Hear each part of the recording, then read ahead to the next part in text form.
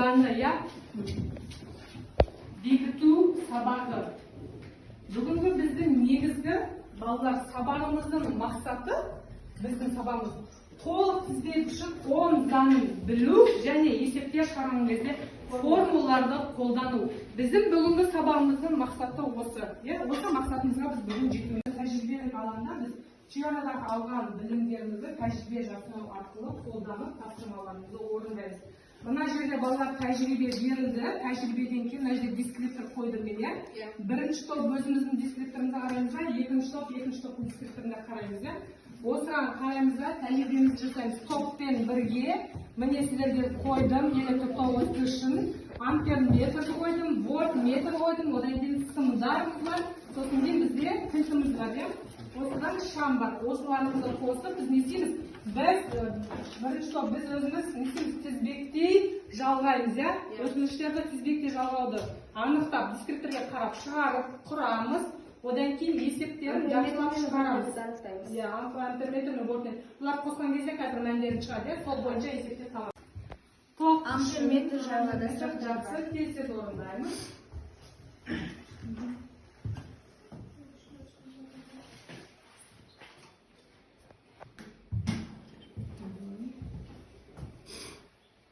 Орындаймыз, 12 минут берді. Қазір 9 минут кеткен кезінде сіздерден алып берді. Тақтаға есебімізді жазамыз, тәжірибе.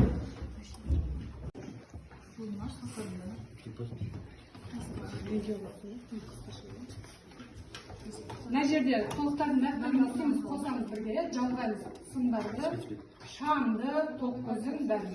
Номермен қолданып қосамыз.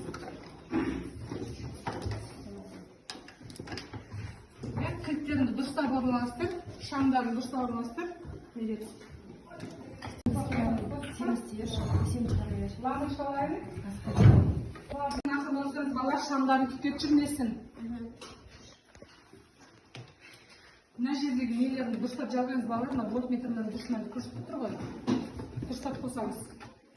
Мәндер көрсету керек. И амперметр көрсету керек бізде.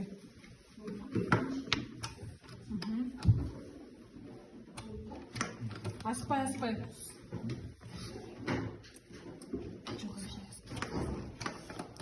Тоқтарын дұрыс қосылған жоқ.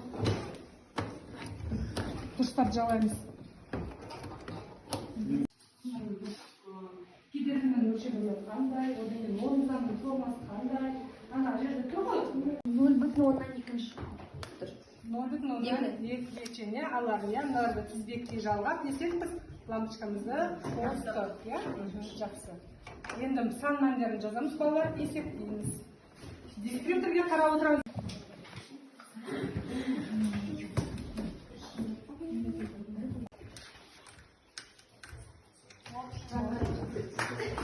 Так, бізде параллель жалғадық, екі лампочкаларын жалды, қосымшы. Ал енді қандай болады бізде? Қазір сіздер жақтар, екіншілерде.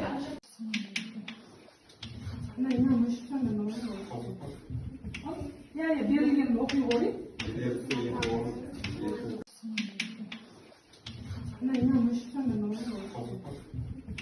Берілген оқи ғой.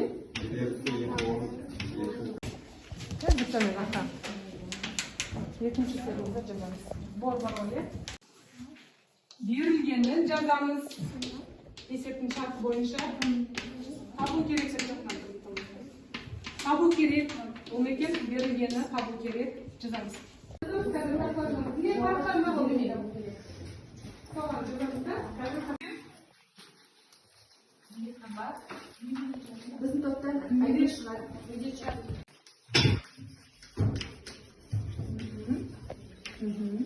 Формула бұл.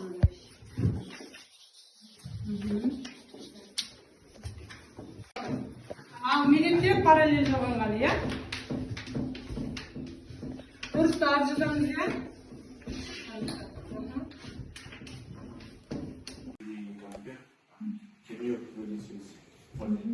Ақтың сен керді, жалпы нені кедергіні анықтады, балалар, жалпы кедергіні анықтады тізбекті жалғаған кезінде. Түсінікті ма ана жұрттар? Иә. Шығарамыз иә, есептерімізді. Екеулеріне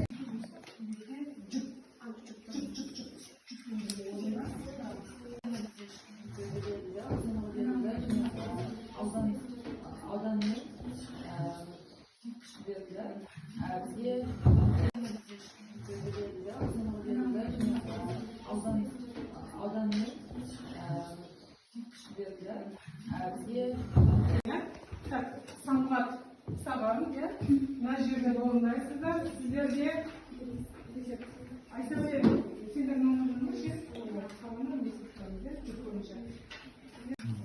сіздерде екіншісі Бізде кернеудің өлшем бірлігі вольт болып белгіленеді. Кедергінің өлшем бірлігі ом, қуаттыкі ом көбейтілген метр, және ток күшінің біздің өлшем бірлігі ампер болады. Формулаларын айта кететін болсам, кернеудің формуласы О тең жұмыс бөлінген Q, кедергінікі Өлшем бірлігі вольт, оны бөлдік. Яғни жұмысқа иә. жұмысқа. Бәріміз телефон жағында түгел орындаймыз. Кез орындаймыз. Басаламыз, қозғалтпаймыз, балалар күйеуардан қозғалтпай тұрған кезде оның ішіне қозғалмай отырамыз, қозғалмай, соңғы тапсырма. Әне кімде шықпау тұрсынайда, тұрсынай қозғалмай күйеуардан.